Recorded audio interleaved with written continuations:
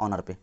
लेकिन व्यापारी अपना पैसा बचाने के लिए ऐसा कंडीशन बना लेता है कि समय आता है कि स्टाफ ही चढ़ा रहता है व्यापारी पे। अगर मान के चलिए स्टाफ को कहीं जाना है 2 घंटे के लिए, तो वो बोलेगा ऑनर को, तो उनको ऑनर को देना ही पड़ेगा परमिशन, क्योंकि वो जानता है कि अगर नहीं देंगे तो ये हट जाएगा। अगर मान के चलिए 2 घंटा के लिए वो कहीं चला गया स्टाफ उसका, तो तहस नहस हो जाता है, बिजनेस जो है सो हड़बड़ा जाता है 2 ही घंटा में। तब व्यापारी को उस स्टाफ का इंपॉर्टेंस पता चल जाता है, ठीक है, तो इसलिए वो शांति से उससे बात करता है। फिर अगर 4 दिन की छुट्टी के लिए अगर उस स्टाफ को जाना है, तो व्यापारी को बोलेगा हमें जाना है 4 दिन के लिए, तो उस ऑनर को देना ही पड़ेगा छुट्टी, क्योंकि डर है कि ये स्टाफ फिर से चला जाएगा जो इतना मेहनत से सीखा हुआ हमारे काम को आसानी से कर लेता है। तो कहीं ना कहीं स्टाफ भी समझ गया कि ये ऑनर हमें हटा नहीं सकता है, क्योंकि 2 घंटे के लिए जाते हैं तो इसका बिजनेस तो हड़बड़ा जाता है, भूकंप आ जाता है।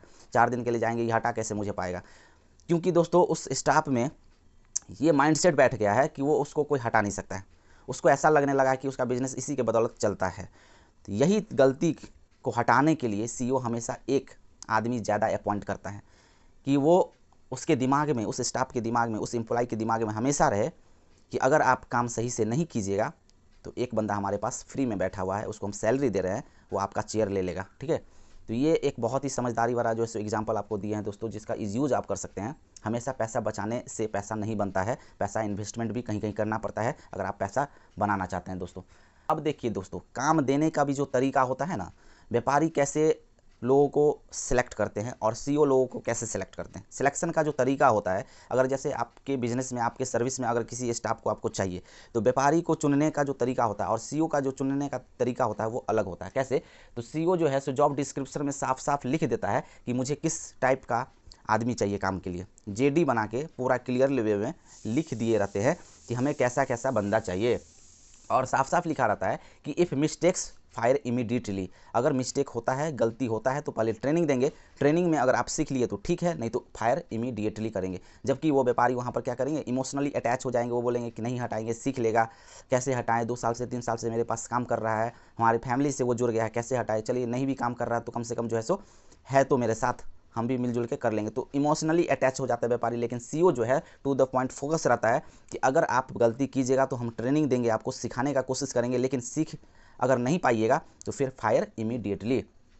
उसके बाद दोस्तों एक और चीज़ वहाँ पर रहता है, NDA, नॉन डिस्क्लोजर एग्रीमेंट, वहाँ पे साइन करवा दिया जाता है कि अगर कोई स्टाफ, कोई एम्प्लॉय किसी कंपनी में जाता है काम करने के लिए, किसी बिजनेस में जाता है काम करने के लिए, और 6 महीना, साल भर या 2 महीना, 3 महीना काम करने के बाद अगर उस अंदर के बात को अगर वो चाहेगा किसी दूसरे कंपनी को बता के इसका फ़ायदा ले ले, तो वहाँ पर इसलिए NDA एग्रीमेंट वहाँ पे साइन करवाया जाता है कि हमारे बिजनेस का जो सीक्रेट है अंदर का, वो आपको डिस्क्लोज नहीं करना है किसी थर्ड पार्टी के साथ। सीईओ क्या करता है दोस्तों, तो क्रीमी लेयर को सिलेक्ट करता है। क्रीमी लेयर का मतलब होता है वो पैसा दे करके जो है अच्छा से अच्छा हमेशा एम्प्लॉय रखने का कोशिश करेगा, क्योंकि वो चाहता है कि हमारे बिजनेस में, हमारे कंपनी में हमेशा क्रीमी लेयर रहे, कचरा नहीं रहे, ठीक है। कचरा को तुरंत डिसमिस करता है और क्रीमी लेयर को तुरंत सिलेक्ट करता है, ये इनका हमेशा माइंडसेट रहता है। विल और स्किल वाले जो लोग होते हैं, जो एम्प्लॉय होते हैं, उनको सिलेक्ट करना इनका जो मेन एम रहता है। विल और स्किल मतलब ऐसा आदमी जिनके पास स्किल अच्छा हो और जिनके पास काम करने का इच्छा हो, उनको वो सिलेक्ट करना चाहेंगे सबसे पहले।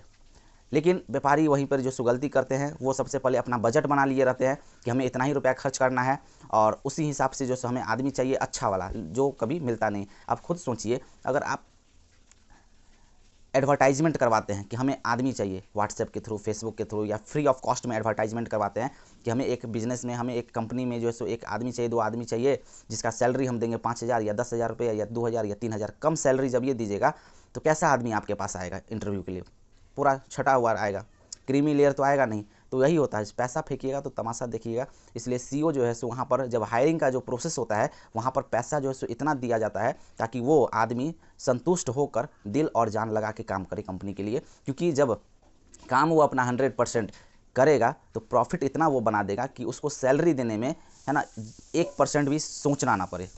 एम्प्लॉय जो होते हैं आपके बिजनेस या कंपनी में, वो कितने तरह के होते हैं, तो ये इच्छा के हिसाब से हम बता रहे हैं, 4 तरह का होता है। सबसे हम चारों तरीका को हम डिस्कशन करेंगे आगे जाके, लेकिन सबसे पहले एक इंपॉर्टेंट चीज़ आपको बता देते हैं कि चौथा नंबर पे जो रहता है एक आदमी, उनका बिहेवियर कैसा होता है। तो देखिए, बिहेवियर होता है low will and high skill. Low will and high skill का मतलब होता है इच्छा ही नहीं है काम करने का, लेकिन स्किल है उनके पास। तो आप समझ गए होंगे कि जैसे कोई कंपनी है, कोई बिजनेस है जिसमें एक ऐसा आदमी है जिसके पास एक्सपीरियंस है, पूरा एक्सपीरियंस है, पूरा स्किल है, लेकिन उनका मन नहीं है, इच्छा नहीं है काम करने का, तो उनको बोलते हैं वो आपके बिजनेस का सेनापति है दोस्तों, क्योंकि वो है एक्सपीरियंस बंदा लेकिन इच्छा ही नहीं काम करने का। तो ये सेनापति ही तय करते हैं कि आपके बिजनेस में जो है या आपकी कंपनी में किस तरह का एम्प्लॉय जो है दोस्तों रहेगा। तो इसलिए सेनापति पर विशेष फोकस कीजिए।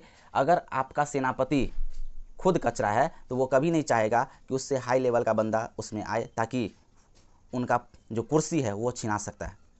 तो अगर मान चले हाई लेवल का क्रीमी लेयर अगर गलती से आपके कंपनी में आ ही गया, तो वो जो सेनापति है, कचरा अगर है आपका सेनापति, तो वो क्या कहेगा पता है, आपके कंपनी के बारे में उसको गलत फलत बताएगा और बोला जाएगा यहाँ पर जो आपका जो टैलेंट है वो इस कंपनी के लिए नहीं है, आप इससे अच्छा कंपनी में जा सकते हैं, यहाँ पर ग्रोथ नहीं है, यहाँ पर सैलरी नहीं है, हम इतना साल से कर रहे हैं, यहाँ पर कोई जो है सो एक तरह से जो है सो लाइफ में जो है सो कोई आपको एक अच्छा सुविधा नहीं मिलेगा। अगर आपके पास जितना टैलेंट है उसके लिए आप यहाँ जाइए तो आपका जो है सो है बेहतरीन जो है सो आपके लिए जो है सो आपके लाइफ के लिए होगा।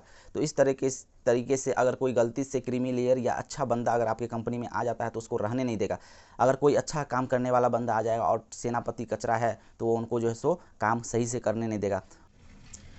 तो ये जो सेनापति है वो आपकी कंपनी में दोस्तों टैलेंट को आने नहीं देगा और कचरा को जाने नहीं देगा, क्योंकि वो हमेशा अपना कुर्सी को बनाए रखने के बारे में सोचेंगे, और गलती से अगर अच्छा बंदा आ गया तो उसको जो है वहाँ से डिसमिस करवा देंगे। काम अगर सही से करेगा, टाइम पे आ जाएगा, तो वो बोलेगा टाइम पे क्यों आते हो। अगर लेट तक काम कर दिया वो बंदा तो वो उसको बोलेगा लेट तक करने का कोई ज़रूरत नहीं, आप इसको कल कर देना, ठीक है। तो वो अपने एक सरा एप्पल जो है दूसरे को भी सरा देता है, ये आप तो सुने होंगे, ठीक है, क्योंकि उसे पता है ज़्यादा पर कुछ मिलेगा नहीं और कोई हटाएगा नहीं। ये सरकारी नौकरी का दोस्तों नियम होता है। अब एक सरा एप्पल सबको सरा देता है, ये तो आपको पता ही है दोस्तों। जब तक एम्प्लॉय को जॉब जाने का डर नहीं होगा तब तक वो अच्छे से काम नहीं करेगा।